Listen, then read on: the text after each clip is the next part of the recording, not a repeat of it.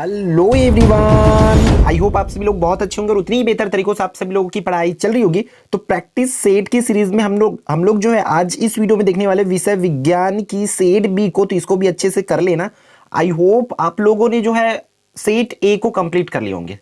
बता रहा हूं, उसमें मैं आप लोगों को बताया था, डिस्क्लेमर था कि इसमें कंफर्म क्वेश्चंस नहीं होते हैं। हम अपनी तरफ से जितना बेस्ट हो सकता है सेट करने की कोशिश कर रहे हैं। एक एक क्वेश्चन को सेट करने में लगभग 3-3 घंटा 4-4 घंटा ले रहे हैं हम, लग रहा है बाकायदा। सेट 1 में भी हमारी हालत खराब थी करने में, सेट बी में उतना ही टाइम हमें लगा है। सेट सी भी लगभग कंप्लीट हो गई है, हम आपको बहुत जल्द उसको भी प्रोवाइड करा देंगे। तो तीनों सेट अच्छे से कर लिए रहना।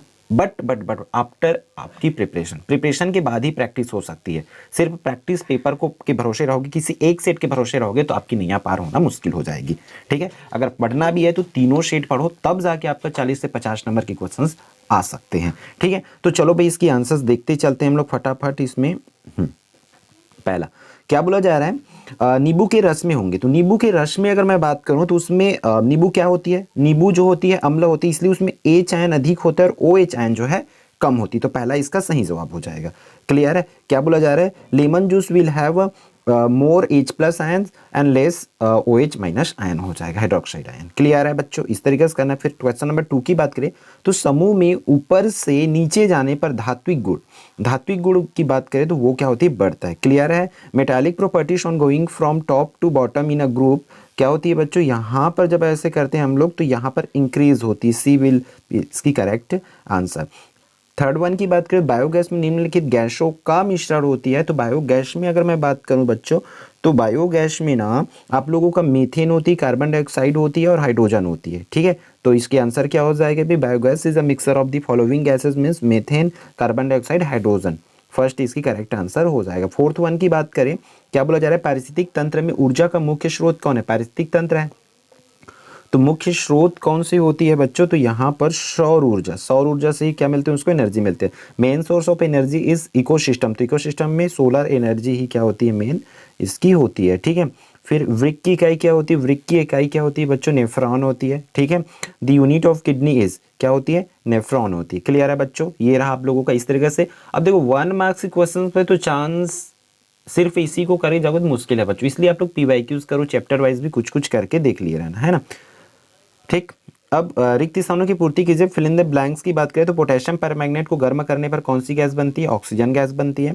एसिटिक अम्ल का IUPAC नाम की अगर बात करें तो एथेनोइक अम्ल होती है। विद्युत धारा के एशियाई मात्रक एम्पियर होती है और समतल दर्पण द्वारा बना प्रतिबिंब आभासी, सीधा आभासी और बराबर होता है ना। क्या लिखोगे, इक्वल होता है, ये आप लोगों को लिखना है। फिफ्थ वन, परिनालिका के अंदर क्या होती है, magnetic field inside the solenoid is क्या होती है, इक्वल होती है, याद रखना है, इक्वल होती है, एक समान होती है, ये आप लोगों को करना है। ठीक है, इसकी मैच दी कॉलम की अगर बात करें, मैच दी कॉलम कैसे हो जाएगा, बायोगैस चला जाएगा, बायोगैस में मीथेन मिली होती है, विभवांतर ओल्ट की चला जाएगा। पौधों में भोजन का निर्धारण फ्लोएम से होती है। लोहा क्या है, एक हेमेटाइट है। ब्लीचिंग पाउडर किस पर चला जाएगा, विरंजक चूर्ण पर, इस तरीके से। ठीक है, तो वही मैच कर लेंगे। बायोगैस मेथेन रॉन्ग हो गई थी यहाँ पर, एक मिनट। हाँ, तो बायोगैस किस पर जाएगा, मेथेन पर। ये पोटेंशियल डिफरेंस वोल्ट पर। फिक्सेशन ऑफ फूड इज तो फ्लोएम। आयरन क्या होती है, हेमेटाइट। ब्लीचिंग पाउडर ब्लीच, इस तरीके से। क्लियर है, इस तरीके से करोगे। ठीक है, 2 प्राकृतिक सूचक एवं 2 रासायनिक सूचक के नाम लिखना है आप लोगों को। ठीक है, right the names of 2 natural indicator and 2 chemical indicator, ये आप लोगों को करना है। फिर परिशोधित स्प्रिट क्या है, ठीक है, ये आप लोगों को करना है। क्लियर है, फिर उष्मारोधी पदार्थ क्या है, उसको करना है। इंसुलेटेड सब्सटेंस क्या है, ये आप लोगों को करना है। तो उष्मारोधी करने जाओगे तो उष्मारोधी, उष्मा शोषी, ये सब चीज़ें भी कर लेना है ना। उष्मी कुचालक, उष्मी सुचालक, ये सब चीज़ें भी पढ़ते हुए आना आप लोग, क्योंकि ऑल क्वेश्चंस को मैं एक में नहीं डाल सकता, है ना। हार्मोन क्या है, व्हाट इज हार्मोन, इसको करना है। जैव घटक क्या है, बायोलॉजिकल कंपोनेंट्स क्या है, इसको आपको करना है।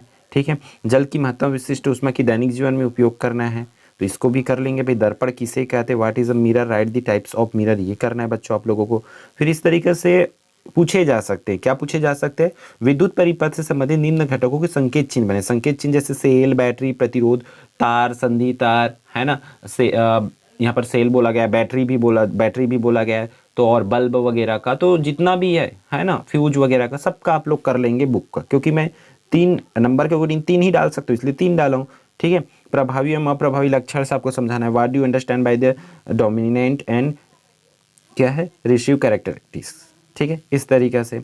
फिर एक तत्व का परमाणु क्रमांक 12 है, तो मैं तो बोल रहा हूँ आप लोगों को 20 तक के एटलीस्ट परमाणु क्रमांक याद रख लो। सबका आपको नाम पता होना चाहिए, उसकी समूह संख्या पता होना चाहिए, आवर्त पता होना चाहिए, उसका इलेक्ट्रॉनिक विन्यास, उसकी संयोजकता, ये सब चीज़ें पता होनी चाहिए। संयोजकता भी आपको पता होनी चाहिए, याद रखना, ठीक है। फिर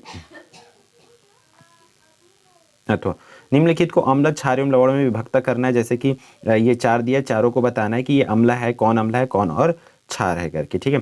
फिर अंतर पूछे जा सकते हैं बच्चों इस साल के लिए, मेरे हिसाब से इसमें से कोई एक अंतर आ सकती है, वो क्या है, ऑक्सीय एवं अनाक्षी श्वसन में अंतर या धमनी एवं शिरा में 4 अंतर, ये दोनों में इसको एक क्वेश्चन पूछे जा सकते हैं, ठीक है, लग रही है ये। साबुन के मिशेल का निर्माण किस प्रकार का होता है, how is soap micelle formed, इसको करना है। सिरका किसे कहते हैं, इसका उत्पादन कैसे किया जाता है। अनुवांशिकी के जनक किसे कहा जाता है, उन्होंने किस पौधे पर अपना प्रयोग किया, उस पौधे को चुनने के 2 कारण लिखना है। अनुकूलन और जीवाश्म क्या है, उदाहरण द्वारा समझाना है। कारण बताओ। तालाब में स्थित मछली वही नहीं होती जहाँ दिखाई देती, क्यों। पानी में वही को बुलबुला चमकता हुआ दिखाई देता है, क्यों। इसको इस तरीके से करना है। आभासी में वास्तविक प्रतिबिंब अंतर, तो देखो 5 नंबर से अ ब में टूटा रहेगा, तो जिसको भी बनाओगे तो सोच समझ के बनाना कि दोनों को बनाना है, ऐसा नहीं कि उधर का अ इधर का ब, ऐसा नहीं करना है आप लोगों को। अभी तो फिलहाल आप प्रैक्टिस पेपर है, तो प्रैक्टिस पेपर है तो पूरे को करोगे, ऑल को ऑल ऑफ से बनना चाहिए, क्योंकि बहुत ध्यान से किया गया इन चीज़ों को कि क्या पूछे जा सकता है। एक नहीं, परीक्षा बोर्ड, मॉडल पेपर, परीक्षा सार, सब चीज़ एवरीथिंग बच्चों, आदर्श उत्तर वगैरह, इवन हम मॉडल पेपर के 3-3 साल के मॉडल पेपर टेबल में रख के सब चीज़ों को एनालिसिस करके चीज़ें करने की कोशिश कर रहे हैं, क्योंकि यहाँ पर जितना मतलब आप लोगों को डर लगता होगा कि क्या आएगा कैसा आएगा, उतना ही हमें भी है कि हम ऐसा मतलब दे बच्चों को कि वो उससे आपका बेनिफिट हो सके करके, है ना। तो इसलिए ध्यान से इन प्रश्नों को कर लेना, बहुत ध्यान से रखा गया है, ठीक है। 100% तो नहीं, बट 50 to 60 नंबर तक की 45+ नंबर आप लोगों को यहाँ से पूछे जा सकते हैं, तीनों शेट से करोगे तो, ठीक है। तो इस वीडियो में इतना ही, फिर अब मिलते हैं अगले इंपॉर्टेंट वीडियो में। जय जोहार, जय छत्तीसगढ़।